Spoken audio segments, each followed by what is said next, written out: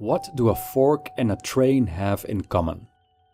Although they are two entirely different things, they were created with a specific purpose. A fork, for instance, was designed for eating food, so it shares its purpose with other cutleries, like a spoon and chopsticks. A train was created as a means of transport, not just for humans, but also for animals and goods. The fork and the train both have an inherent purpose. They have been brought into existence for something. They have one or more specific functions. If a fork, for some reason, fails to provide its inherent function, we could say it's a bad fork. The same is true for trains, meaning that, as a resident of the Netherlands, I could state we have many bad trains. But how about human beings? Do we also have a built-in pre-assigned function, an essence? Or is there something fundamentally different about us? The French existentialist philosopher Jean-Paul Sartre believed that, aside from our biological features, humans come into existence without a predefined essence. Unlike forks and trains, we are fundamentally free to create our own identity and define our own purpose. This idea lies at the core of Sartre's existentialism. So, as you're free anyway, you're also entirely free to support this channel. Define yourself as a Patreon supporter, which grants access to ad-free videos, voting for topics, and free merchandise. You can also follow me on social media for updates, quotes, and more. Thank you, and I hope you'll enjoy this video.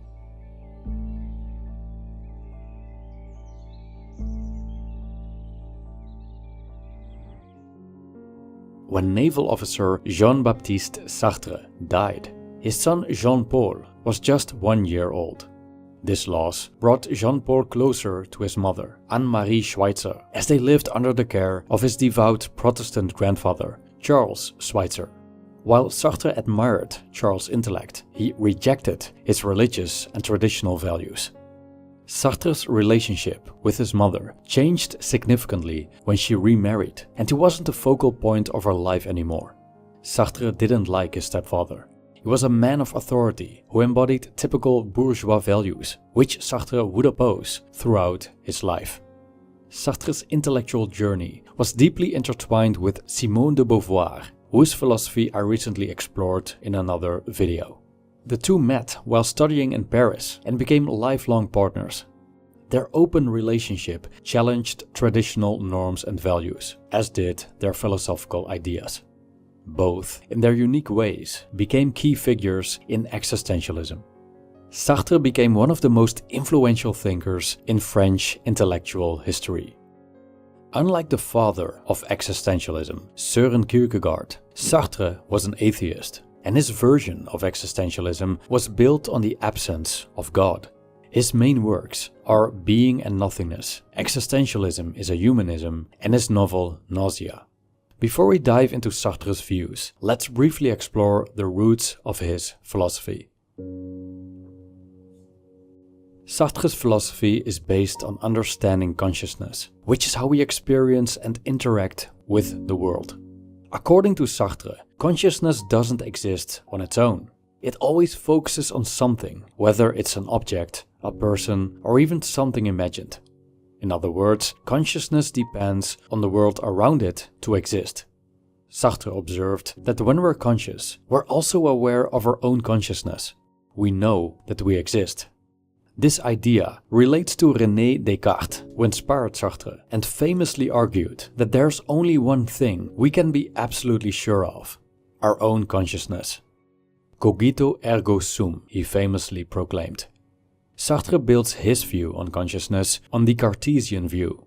He agrees with Descartes that one can be sure of one's consciousness.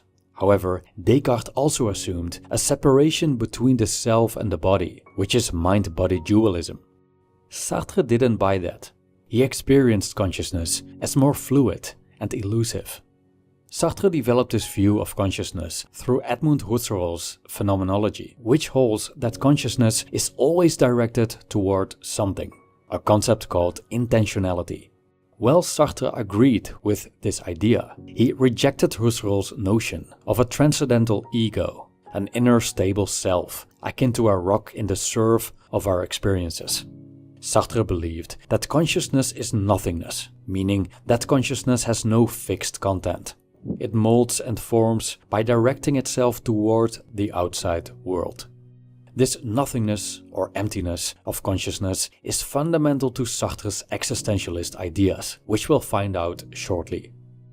There's much more to Sartre's theory of consciousness, but for the sake of brevity, let's stop here and expand upon it when necessary. Let's move on to what Sartre said about why we are here and how we're supposed to live, which I suspect is why most people are watching this video. If Sartre could explain his philosophy in 3 words, it would be as follows: existence precedes essence. This core existential belief is that we are not designed for a specific purpose. Unlike a fork or a train, our existence does not have a fixed essence. We exist first, essence comes afterward. Sartre argued that we are thrown into this world, and no God or other higher entity tells us why or what we should do. Life doesn't come with an instruction manual or an explanation of why we're alive in the first place. We're just here, facing a giant void, a question mark, a mystery never solved.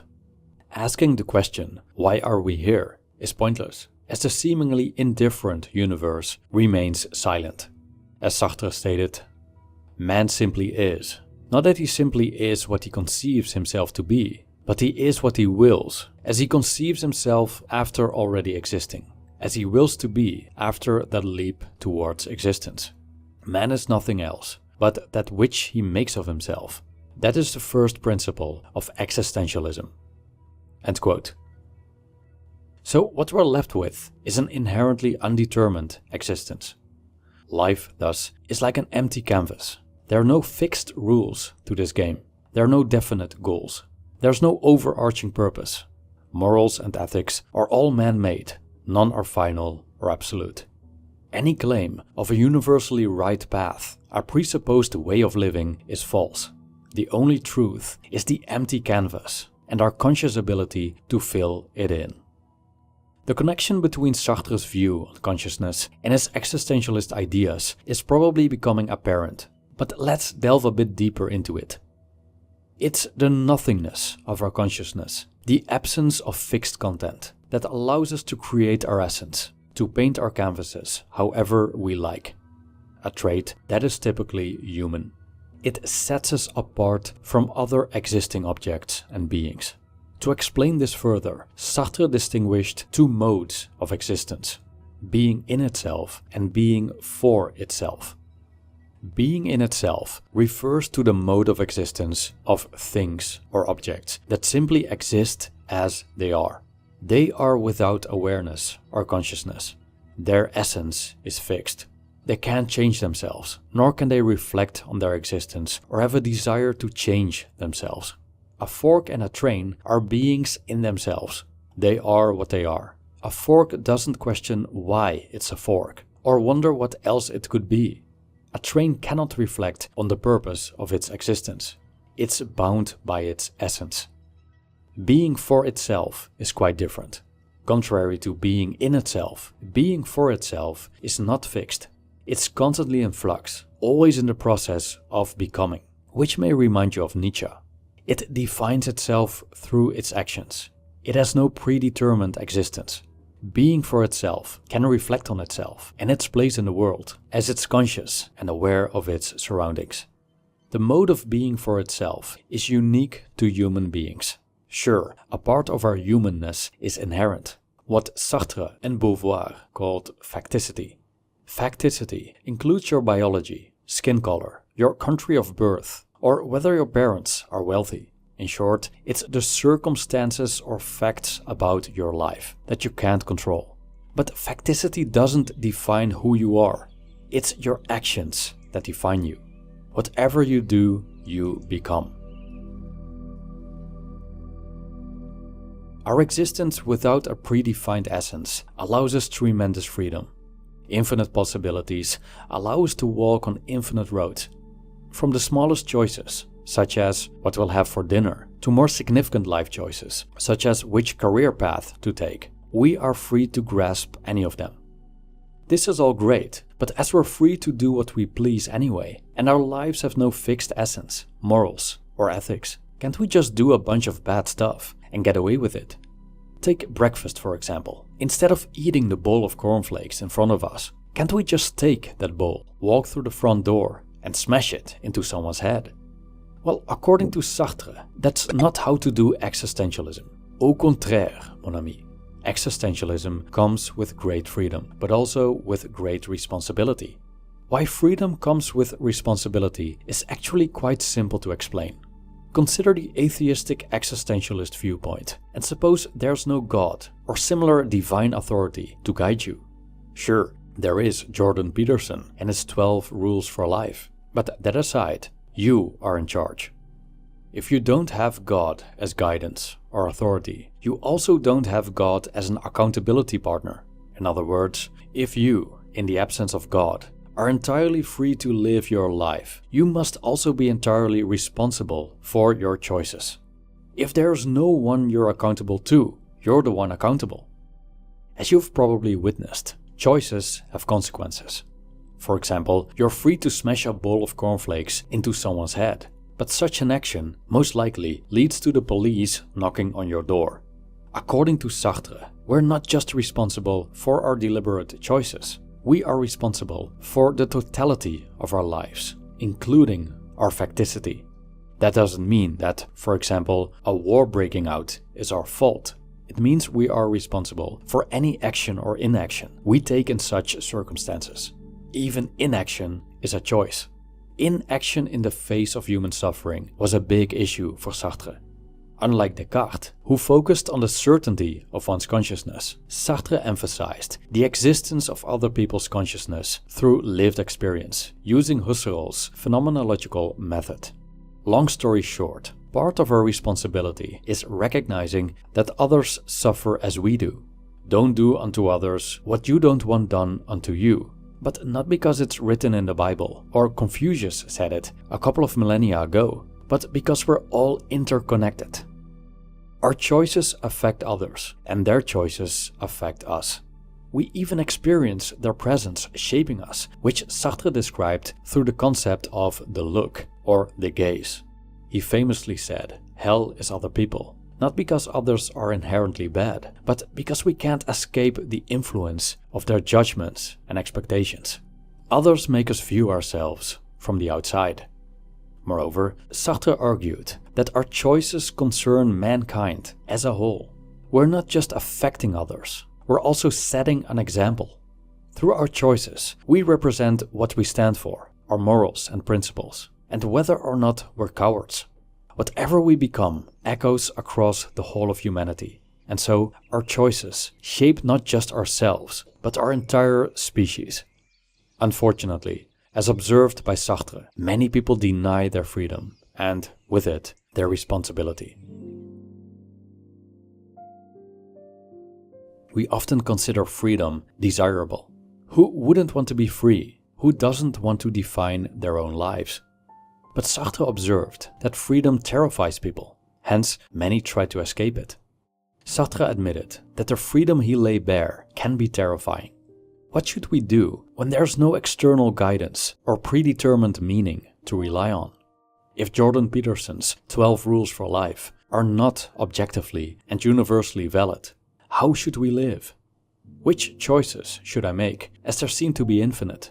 And what's the point of living anyway, if there's no heaven or some divine purpose we can work toward? What's even more terrifying is the responsibility that comes with freedom. Imagine no God, boss, political party, parent, or whatever authority is accountable for your actions, but you. Who can you blame if the consequences of your choices aren't pretty to look at? To escape the existential freedom, humans do what they're generally masters at. They deceive themselves. Instead of embracing their freedom, including the weight of their responsibility as free, self-creating, and self-defining beings for themselves, they deny it by engaging in what Sartre called bad faith. Now, what's bad faith? Bad faith is a way of denying your freedom by deceiving yourself. Even though you know you're free, you convince yourself you aren't. For example, you're working a job you hate, but have convinced yourself that you have no other choice. You need the money to pay the bills, so you must keep slaving away in that cubicle. Without denying your financial pressure, Sartre would say you're acting in bad faith. You have convinced yourself you have no choice, while in reality, you have. You have infinite choice. Let's face it, you could quit at this very moment. You can simply not go to work tomorrow morning and have a bagel somewhere. You could run around naked on the street. You could step on a plane and fly to another continent. If you have the money, you could buy a sailing boat and sail across the Atlantic. You could even smash a bowl of cornflakes into someone's ear. Do you see the abundance of choices? That's freedom. Regardless of the consequences, you're still entirely free to do any of these things. Bad faith means pretending this freedom isn't there. You're just doing whatever you're supposed to do, which also implies a lack of responsibility. A soldier who murdered many but defends his actions by saying he was just following orders. Guess what? He's also acting in bad faith. Having a superior telling you what to do is no excuse to Sartre. You had the freedom to choose, and you chose to kill. The same goes for people claiming to act in God's name. But Jesus made me do it. How convenient to hold God accountable for your actions. All in all, living in bad faith is inauthentic. It prevents you from fully realizing your potential. Why? Because it denies the core traits of being human, freedom, and the ability to create meaning through our choices. It denies you as a being for itself. The beauty of existence precedes essence is that the essence part of your life is up to you. As Sartre wrote, man is nothing else but what he makes of himself. Your life is yours to create. Don't let others do it. Now that we have explored two heavy weights of existentialism, it's perhaps a good idea to further examine how exactly one becomes an existentialist. If you want me to cover this, please let me know. Thank you for watching.